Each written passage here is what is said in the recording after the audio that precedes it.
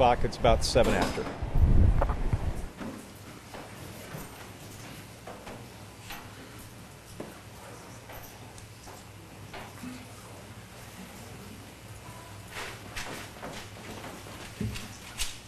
Mr. Cameraman, are you having any challenges with your sound today? No, sir. Wonderful, wonderful.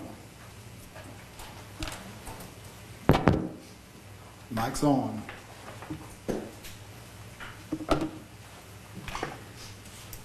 Do I stand when the jury comes in? I'm sorry.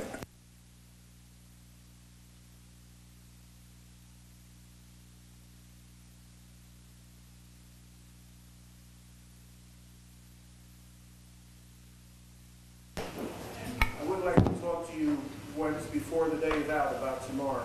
That's fine. I'm here all day, Okay, thanks. so I'll be here. Come on in, ladies and gentlemen. Make yourself comfortable. Come on in, ladies and gentlemen. Make yourself comfortable. Come on in, ladies and gentlemen. Make yourself comfortable. You may be seated in any seat. Come on in, ladies and gentlemen. Make yourself comfortable. Thank you very much for your patience. Come on out. Make yourself comfortable. Come on in, ladies and gentlemen. Make yourself comfortable. Technically, there are no assigned seats. You can sit wherever you want. I always tell ladies and gentlemen, if you want to sit on this side, come out first. If you want to sit on this end, come out second. That way people don't have to crawl over you, but it's completely up to you at this point in time. You can move. You can crawl over each other. It doesn't matter to me. All right, lawyers, you may be seated. Ms. Hill, the witness is still with you. Thank you. Ms. Kelly Hill, I should say. Okay.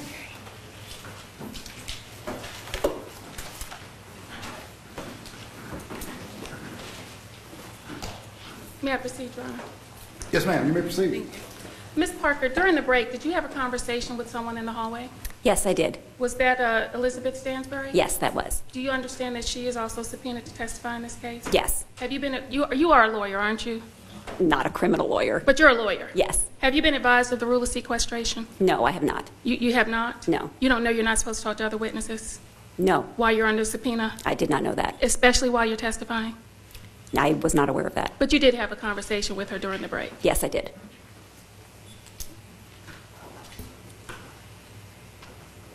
Are you aware of the fact that in addition to your friendship with the defendant, she was also friends with Ms. Shana Citron at the time? Yes, I was. You told us on direct examination that at some point you became familiar or aware of the fact that there was some tension in the home between the defendant and Rusty, correct? Yes. And believe you even said that there was an email exchange between the two of you, you and the defendant, about this tension? Yes. What's your email address? I'm not sure.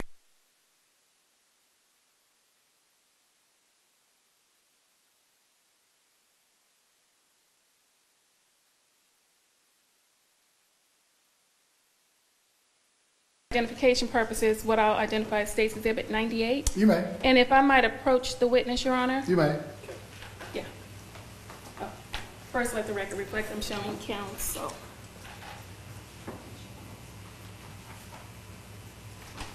Yes, ma'am. You may approach. Thank you. If you would, Ms. Parker, take a look at States 98. Tell me if you recognize the document, and look specifically, if I could just direct your attention to right there. Yes. Yes, ma'am, that is my email address. Okay, so your email address is reflected in States 98? Yes, ma'am. And is there also another email address reflected in States 98? From, you're referring to the email from Andrea? Correct. Yes. All right. So the State 98... Well, since you mentioned one-on-one Andrew. Andrea Sneiderman. Right, Yes, thank you. And does States 98 accurately depict an email exchange between you and the defendant, Andrea Sneiderman? Take your time and look at it. When you finish reading, look up.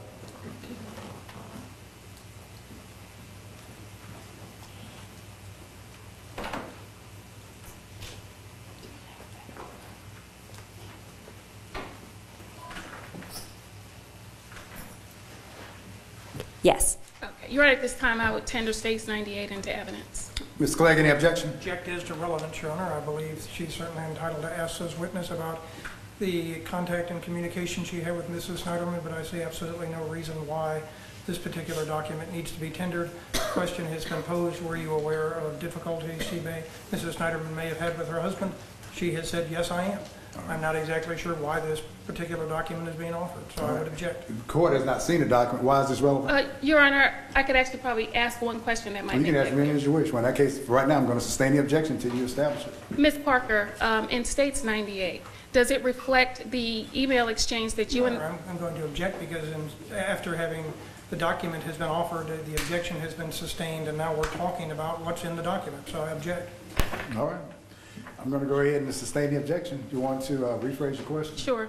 Ms. Parker, do you remember on direct examination talking to Mr. Clegg about the exchange you and the defendant had regarding the lake house and whether or not she could go up to the lake house with Sophia and Ian? Do you remember that exchange on direct examination? Whether or not she could go to the lake house? I'm sorry. Or whether or not she could come with you to the event. Oh, instead of going to the lake house. Instead of going to the lake house. Yes. You remember that exchange? Yes, ma'am. And does States 98 reflect the exchange that you and the defendant had related to her ability or inability to go to the lake house? Yes, it does. Your Honor, at this time, I do believe it's relevant, and I would tender States 98. Mr. Clay, what's your position now? I object again, Your Honor. She's certainly capable of testifying about it. She's on cross-examination. Why do we need a document when she's sitting here in front of us? All right. In that case, I'm going to overrule the objection. You may publish it if you wish. Thank you, Judge. Ms. Parker, if you would, on States 98, what was the date of the exchange you had with the defendant? September 30th, 2010. Okay. And the subject line, and the email comes from whom? To whom? From Andrea Sneiderman to myself. There's actually a subject line in States 98. Can you read it for us, please? Mimosas for a reason. Was that the exchange that you had with Mr. Clegg on direct examination? Yes, it was. Okay. Now, if you would, go further down the page and read for the ladies and gentlemen of the jury exactly what the conversation was that you had with the defendant via email. Read the email? Correct. He only says these things to put it back on me. I'm not sure I have much of a choice but to go to the lake, which is what he wants. I have been told I need to give him that for now, and schmoozing with friends is not a top priority for the health of my marriage. Please do not forward this on. I know you understand. It is a rough patch right now for me. I guess I knew it was coming when I took the job, but not this bad. I will keep trying for the 16th, but I cannot push because it only ends in a fight, and I am tired of fighting right now. Thank you. May I approach you on You may. So, Ms. Parker, in September, there was definitely tension between the defendant and Rusty regarding her job. Is that correct? Yes. And I believe you told us already, but back in September, do you know if she had at that point shared what was happening at work with Rusty? I do not know. And initially, you said she did not share this with Rusty, correct? Correct. And it was because she knew Rusty would go ballistic, right? I do not know. Do you remember talking to Detective Thompson? You remember giving Yes. Detective Thompson an interview? Yes. Do you remember talking to Detective Thompson about this very subject? I do not. Do you remember telling Detective Thompson that you advised her not to tell Rusty because she knew Rusty would go crazy? I do not recall. Okay. But you do know that if she had told Rusty, it would have been career-ending for her. If she had told Rusty it would be career-ending for her? Correct. I don't remember. All right. If she told HR, it would be career-ending. It would be Correct. career-limiting. Career-limiting. And if she told her husband, he would make her quit the job, wouldn't he? I don't know.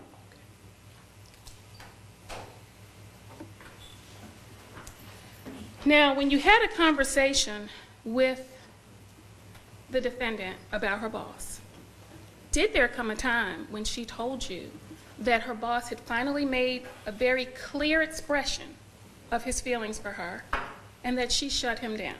Do you remember that conversation? Yes.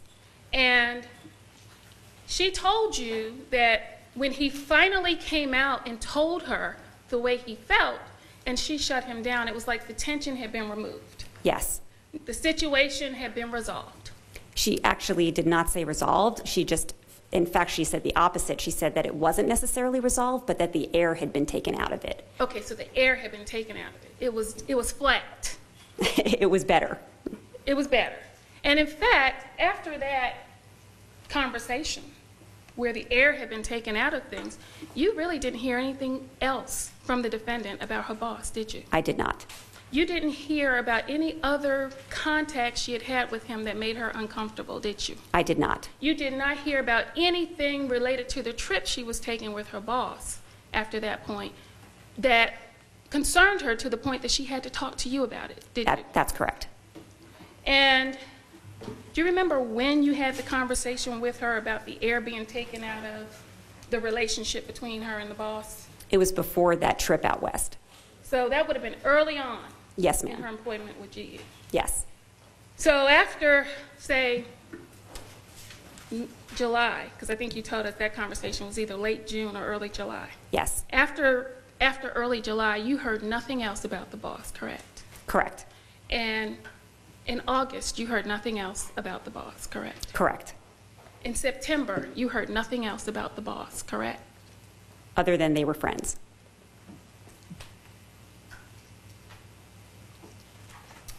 When you did have a conversation with the defendant early on, and you did discuss with her how to handle the discomfort she was having in the relationship with the boss, you kind of helped her come up with a plan. Is that correct? On how to deal with his actions? Yes. And I think your plan was to pretty much come up with excuses for why she couldn't do anything outside of work. Is that correct with him? That's the gist. Kind of keep your distance, correct? Keep her distance from him, correct? You can't really keep distance from a boss, but You're right. Let me rephrase the question. To deal with him only as it related to work, correct? mostly. Really, we were dealing with travel together. Right. And you gave her advice when it came to traveling, correct? Yes. And you really thought that you had kind of helped her develop a plan to deal with this very uncomfortable situation she was having with her boss when they traveled together.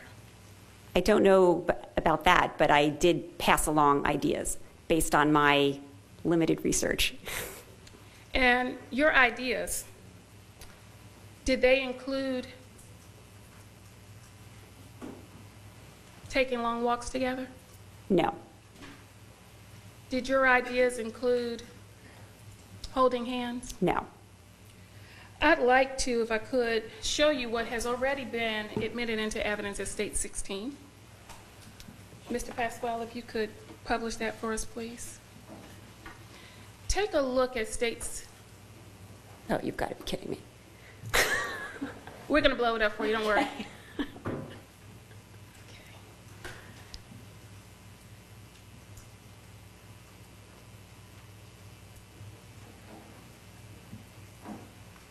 Okay. In State 16, do you see the link to, I guess, the flower, send flowers?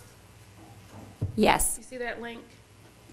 And are you able to look at State 16 and actually see from whom that email was sent?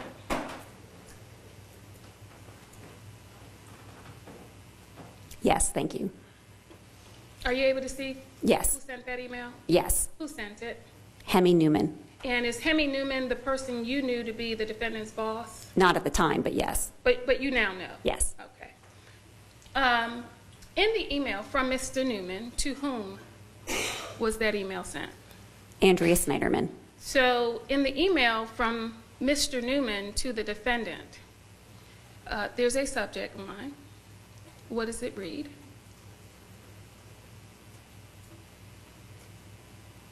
From Mr. Newman to Andrea Sneiderman? I don't know which The is... subject line. Oh, the subject line. Open when you get in the room. Okay. And when we saw the hyperlink there to the roses. Would your plan have included opening an email where her boss was telling her that he was trying to send her roses to her hotel room? No. Now I want you to look up to the answer that the defendant sent to her boss.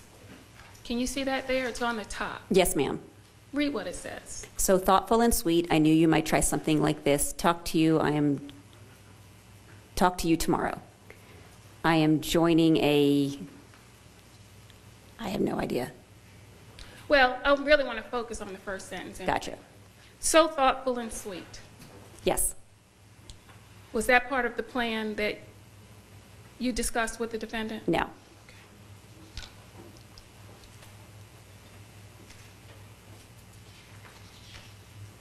If we could publish what has already been admitted as States 20 into evidence.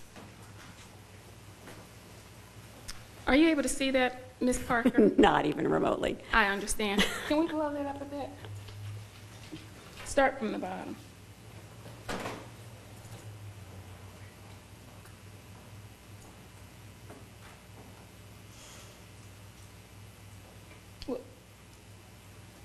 Okay, move up some. Sorry. Yes.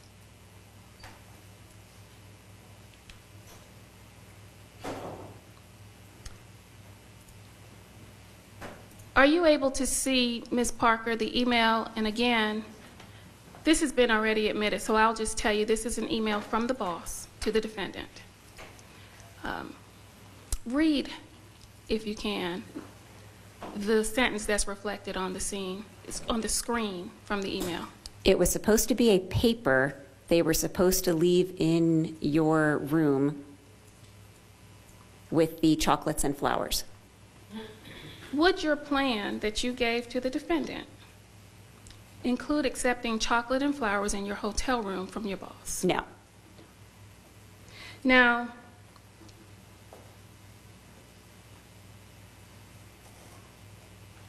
if you could go up to the, yes.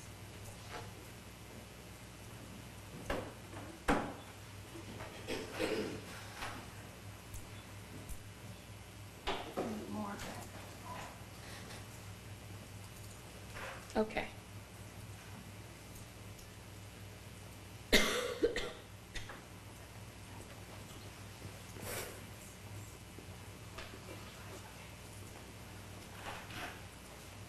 Next question. Yes, Judge. Ms. Littman, if you would, take a look at the screen and tell Parker? me, I'm sorry, Ms. Parker, take a look at the screen and tell me what the email is from the defendant's boss to her along that same trip in July of 2010. Read the email? Yes, please. No, very serious. That was the 20 phone calls I referred to. The receptionist called me the last great romantic. I'll tell you what the note was supposed to say before we hang up later. Okay. And if we could see the defendant's response, please.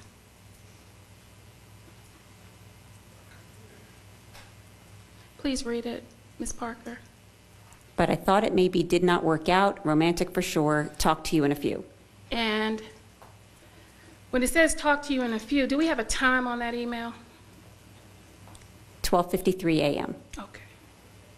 So would your advice to the defendant have been telling her boss that his gesture of sending a note, chocolate, and flowers was romantic for sure? No. Would you have advised her to call her boss in a few when he sent her an email at 12:53 a.m.? That's a different question. Well, and it calls for a different answer. Could very well have been within the plan or outside of the plan, as you call it. The plan? I don't believe that the time of day has any relevance. Okay. Well, how about this? When you tell him that it was a romantic gesture of sending flowers and chocolates to you, and then say, I'll talk to you in a few minutes, would that have been advice you would have given the defendant in the plan to avoid any uncomfortable situations with her boss? Again, the time is irrelevant. The subject of the the substance of the email is not part of what we had discussed, but the time is irrelevant. And the subject of the email would not have been an appropriate topic that you would have advised the defendant to have a conversation with her boss about. Is that correct? I'm not sure I understand. Would you have felt, when you were giving the defendant advice about what to do and what not to do as it related to her boss in this uncomfortable situation, would you have advised her to have an exchange like this with her boss about chocolates, flowers, and a note being delivered to her hotel room? Certainly not about the chocolates and the flowers. Okay.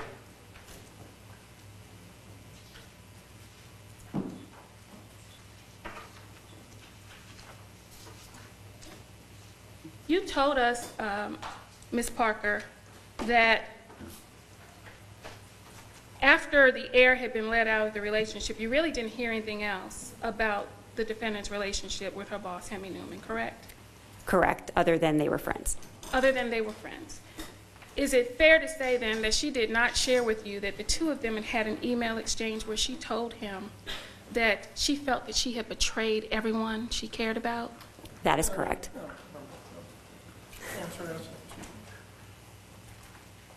I'm sorry. I didn't hear the answer, Judge. Well, would you repeat your answer? That is correct. She didn't share that with you. Correct. Did she share with you the fact that she didn't know how she was going to live with herself any longer because of what she had done? Yes, sir. I object to that question. The witness has been asked about whether or not she heard about further communication or contact between Mrs. Sneiderman and Mr. Newman. She said, no, I did not. In light of that answer, I don't see any reason why what would be relevant is what she did not hear. So I would object. I understand. Response? Well, Your Honor, I am not asking her at this juncture about any contact she had with the boss. What I am asking her are very specifics, whether or not the defendant shared with her her own words that she relayed to the boss. Nothing about what the boss was doing with her or to her that made her uncomfortable, but whether or not she had shared her own words with this witness. Ms. Clegg. What is the possible relevance of that, Your Honor? Yeah. Whether this witness. Ms. Clegg. What is the possible relevance of that, Your Honor? Yeah. Whether it has been shared with this witness or not? Response? Why Your is Honor, that relevant? Your Honor, I believe it's relevant because the witness has just testified that the defendant said that they were only friends. And this clearly shows that that's not true. It contradicts the testimony.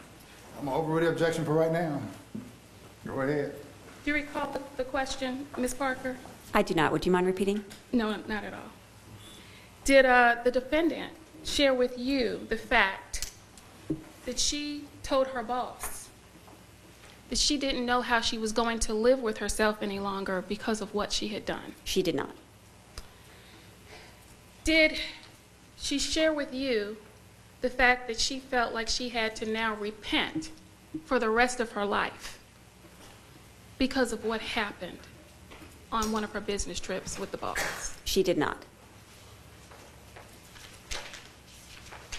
May I have 1 second, Your Honor? You may. Take as much time as you need.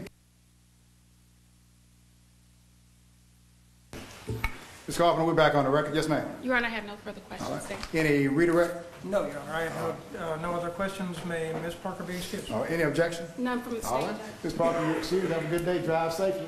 Thank you. Does excused mean released completely? Excuse me for right now. Yes. As in barring contact? Well, that's a different question.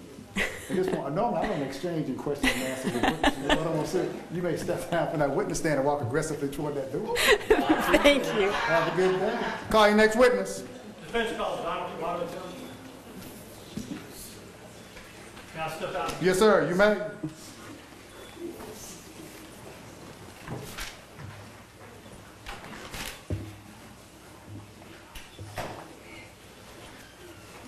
All right, ladies and gentlemen, you stand and revise. Thank you for your cooperation. It's always important for everyone to be alert and attentive throughout the entire process, make sure everything is heard. Yeah.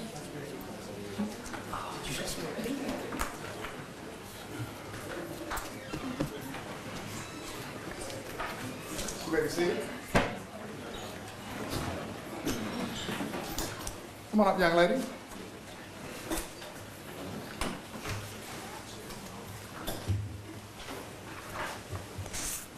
Garrett, if you would. Turn around, please, right here. We solemnly swear in front of the testimony you give this course, should be true, whole truth, and nothing but the truth, so help you God. Please state and spell your name for the record. Donna Fermato. Okay, Mrs. Squirrel, please speak up so all members of the jury will be able to hear you, okay? Can you spell Yes, your sir. name for the record, please? Donna, Yes, Donnafformato. Thank you. She's with Mr. Morgan. Thank you, Your Honor. And Mrs. Squirrel, where are you employed? Dunwoody Prep, And how long have you been so employed? 16 years. And what are your duties and responsibilities at Dunwoody Prep? Running the school, working with parents, the children, the staff, keeping things together. And do you have a title? Director of Administration. Can you talk up just a little bit, young lady? Director of Administration. Thank you. Sorry, Go ahead. sir. And calling your attention back to November 18th, 2010, were you at Dunwoody Prep in Dunwoody, Georgia on that day? Yes, sir. Okay. What time do you typically get to work? About 7:15. Okay. And were you present when there was a shooting that occurred on the premises? Yes, sir. If you would, please tell His Honor and the jury in your own words what you observed that day. And let me explain to you, do not go into what other people told you, but what you observed, okay? Okay. And you may begin. Can I ask, when you mean that day, like what occurred? On November the 18th, what did you see regarding the shooting? And then I may have follow-up questions, okay? Okay. I had gone outside and I saw one of our parents outside laying on the ground, and he had been shot. Okay, well, let me ask you a question. Did you know that parent? Yes, And what was that parent's name? Rusty Sneiderman. Did you know his wife, or do you know his Yes, wife? Andrea. Do you know them because of the professional relationship with the school, or do you have contacts with them outside the school? Professional. Okay. You had seen Mr. Schneiderman there before. Yes, Okay. And when you say gunshots, how do you know there were gunshots? I could see them. And what do you mean, see them? You could see them on his body? Body, correct. Okay, so you were pretty close to Rusty. Yes. How close did you get to him?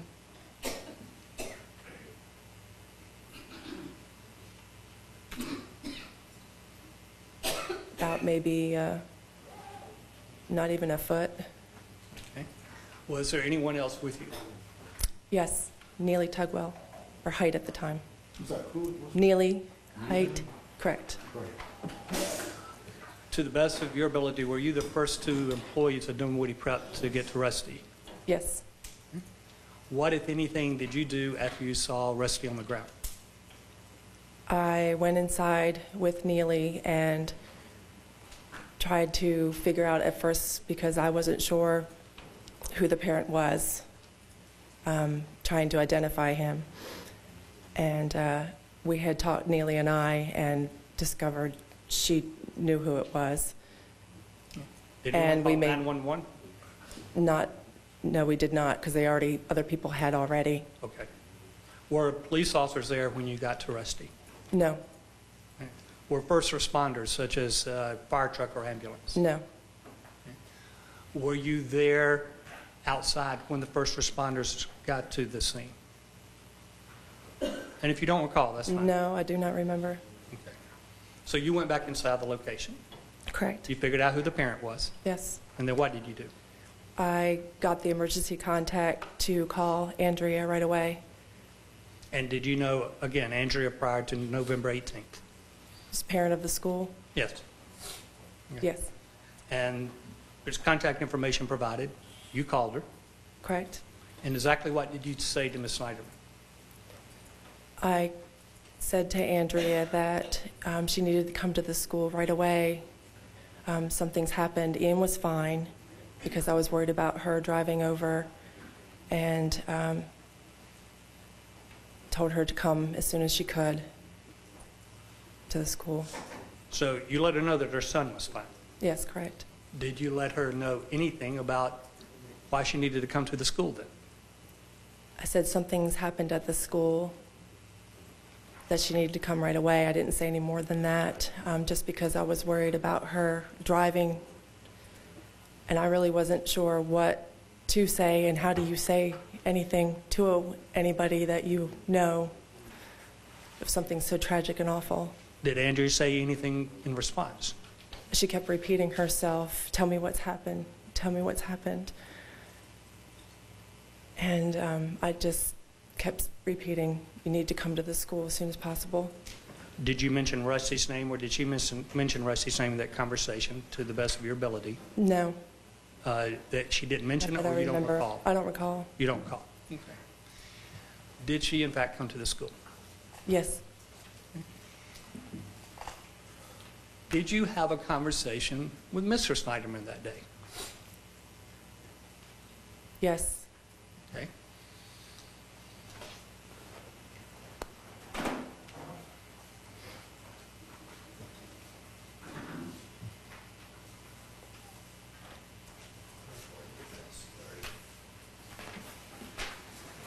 Say B30? Yes, sir. Yes, sir. May I approach you? You may. What is the Dunwoody Prep phone number? 770-396-2973.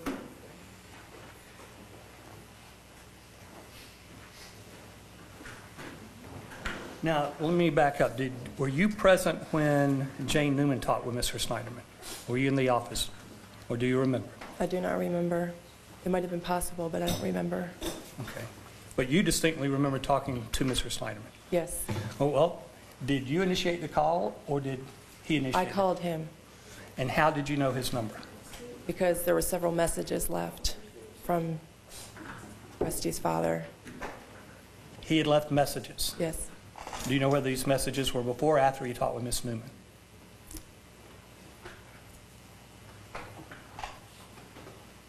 And if you can't recall... It might have been either way. I'm not certain. Okay. Do you recall the time that you returned the call to Mr. Sneiderman?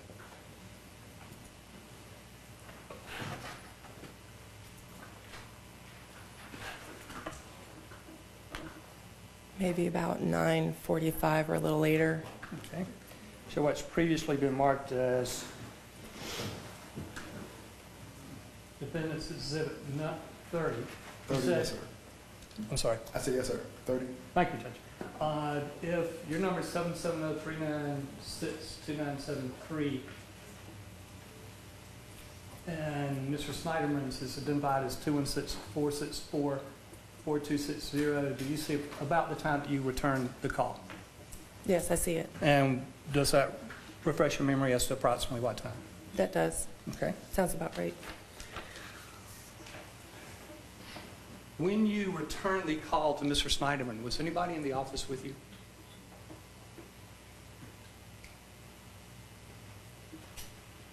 I don't remember. Were there any males in the office with you?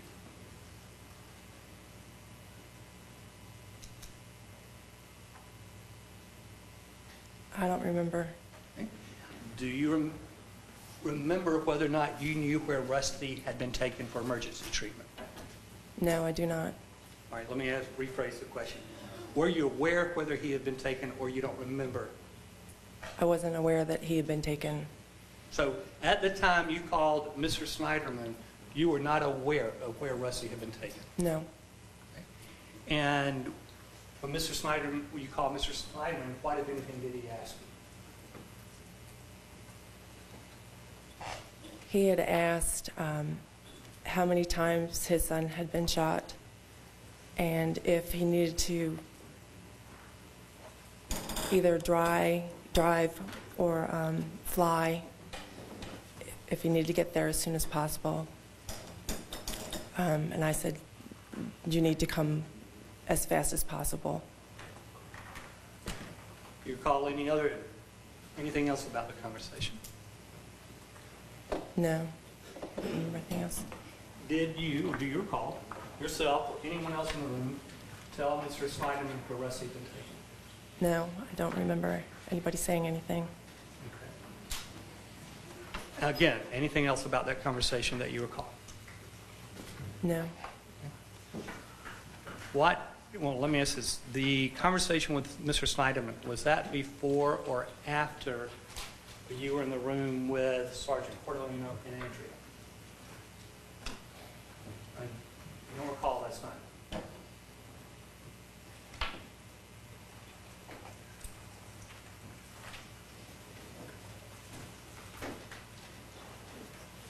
I'm not sure. Were you present in the room when Sergeant Cordellino was talking with Andrea? Yes. Do you remember why, if anything, Sergeant Cordellino asked Andrea about her husband? I remember him asking if he had any enemies or if somebody would want to hurt him. Okay. Those were questions that you recall the sergeant asking Andrea. Correct. What was her demeanor during that time? She was hysterical. And do you recall whether or not Sergeant Cordellino, after asking her those questions, told her what had happened to Rusty?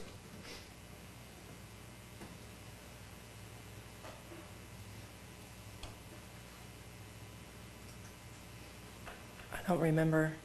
Okay. You do recall him asking her, however, whether or not... Objection, Your Honor, that's a leading question. I'm going to sustain that objection. Okay. You want to rephrase that question?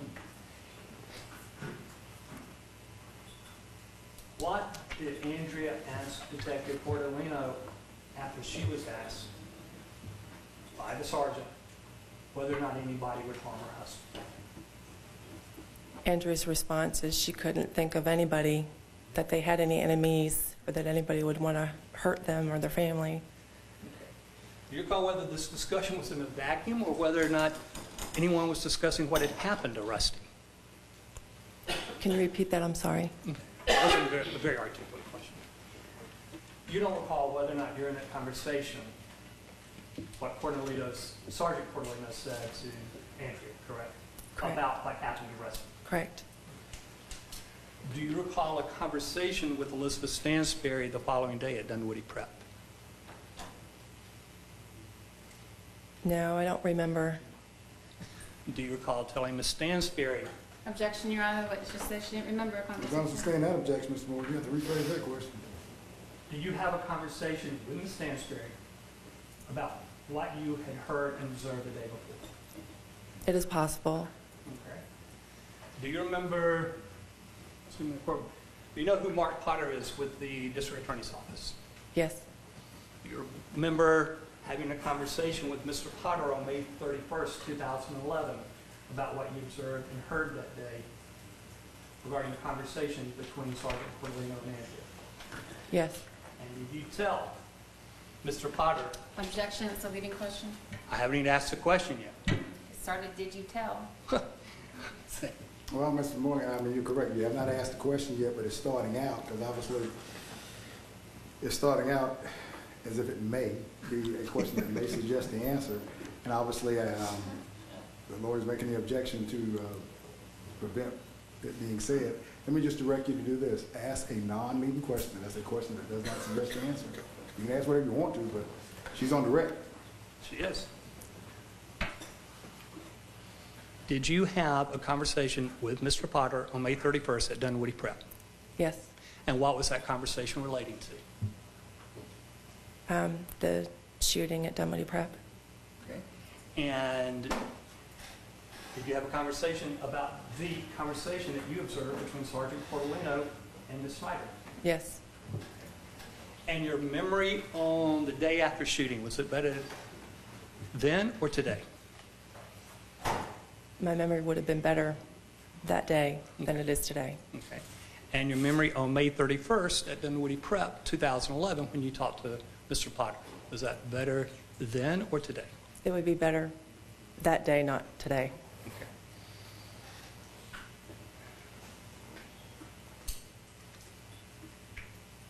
No further questions at this point. All right.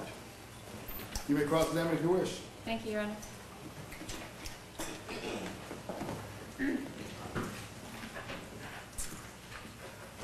Good afternoon, Ms. Famato. Good morning. Afternoon. My name is Anna Cross, and we haven't met, is that right? Correct. Okay. And I wanted to make sure I understood what you're saying. Your testimony here today was that when you initially called Andrea Sneiderman on the phone the morning of November 18, 2010, you did not tell her that her husband had been shot at that time. Is that right? Correct. Okay, and you very deliberately didn't do that? Right, I did not tell her. Okay, and you said your reason. Can you tell us what the reason was that you didn't tell Ms. Sneiderman on the phone at your first contact with her that day that her husband had been shot? Because I was concerned of her driving to get to the school. And did you have concerns about her safety? Correct. Okay. Telling her such upsetting news on the phone? Right. Okay, all right. And you're clear about that? Yes. Okay. The rest of the day's events, are you as clear? No. Okay, all right. And you've been asked a lot of questions about the sequence of events that day, is that right? Correct. Today you've been asked a lot of questions? Yes. And you testified in a previous trial with the state versus Hemi Newman, is that right? Yes. Okay, and you were asked a lot of questions at that time? Yes. Okay. And you've been interviewed several times, is that right? Yes. People from the district attorney's office? Yes. Mark Potter in particular? Yes. And you spoke to the defense several times about these same issues, is that right? Yes. Okay. And lots of people are asking you about what your recollection is that right? Yes. Okay. And your testimony here today under oath is that you don't specifically recall the content of any conversation that you had with Andrea Sneiderman after that first initial telephone call, is that right?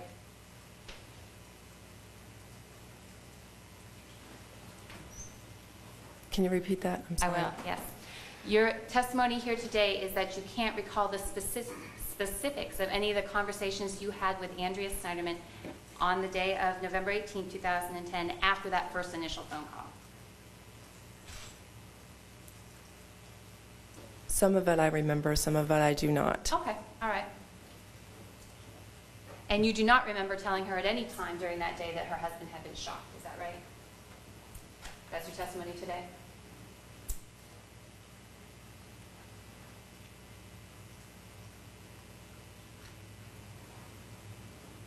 Can you repeat that again? I'm sorry. Yes. Do you ever recall telling Andrea Sneiderman when she was at the Dunwoody Prep Daycare on November 18, 2010, do you recall telling Andrea Sneiderman that her husband had been shot? While she was at the office? While she was at the office. It is possible, but I don't recall that I had mentioned that. You don't recall that you did that? That's what I'm asking. I'm asking Correct. for your recollection. Your recollection, you have no recollection of telling her that. Is that correct? Correct. All right. And as you sit here now, sworn and under oath, you have no recollection of anybody else telling her that Rusty had been shot in your presence. Is that correct? It is possible somebody did. I just don't remember. And that's what I'm asking for. I'm just asking for your recollection. As you sit here now, do you have a recollection of anyone telling the defendant that her husband had been shot during the time she was at the daycare center that day? Yes. You have a recollection of it now? No, that what you were saying, I'm answering. Okay, I'm going to answer. I'm agreeing with you, sorry. I understand. I understand. Are you nervous about being here today? Absolutely. Okay. This is not where you want to be. Correct. All right, that's fine. I understand. Just listen to my question, please, and please try to answer it. As you sit here now, do you have any recollection of anyone telling Andrea Sneiderman that her husband had been shot during the time she was at the Dunwoody Prep Daycare that day? No, I don't have any recollection that I can remember. Okay, and that's all I'm asking. Thank you, Ms. Fermano. Any redirect, you may? As to your recollection, do you have a recollection of telling Mark Potter of the district attorney's office about anyone telling Andrea her husband was shot? Objection. I'm going to object to the leading nature of that question. Okay. So, Well, see, the lawyer's approach.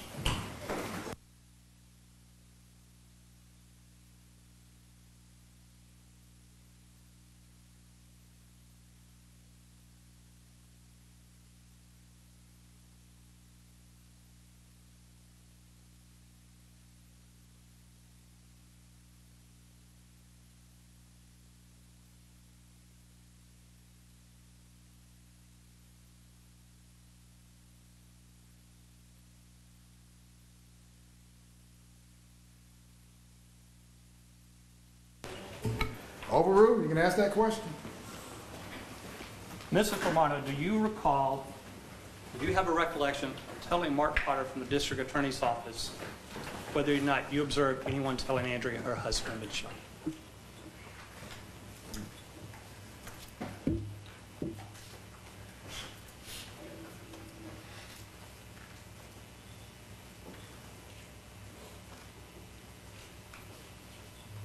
And Mr. Marlowe, let me just say, if you Well, don't, hold on, that's... let her answer the question. No, I mean, you asked her the question, she has the right to answer.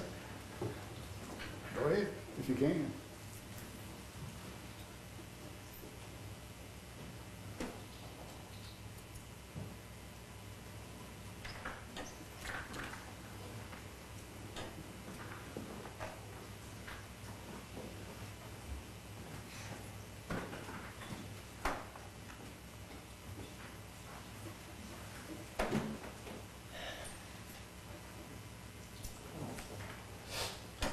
I'm trying to think back with our conversation. It's so hard to remember.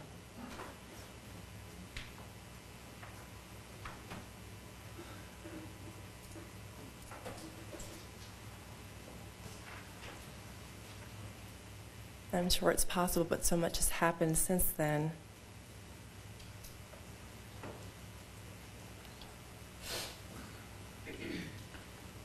If you can't answer the question, it's fine, Mrs. Marlowe. Okay. I don't remember. No I'm sorry, further I'm questions. sorry, you said you don't remember? I don't remember. Thank you, Judge. No further questions.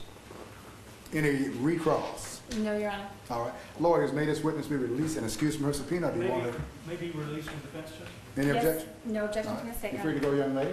Have a good day. Drive safely. Thank you. All right, next witness. Your Honor, the defense would call Elizabeth Stansberry to the witness stand. You may.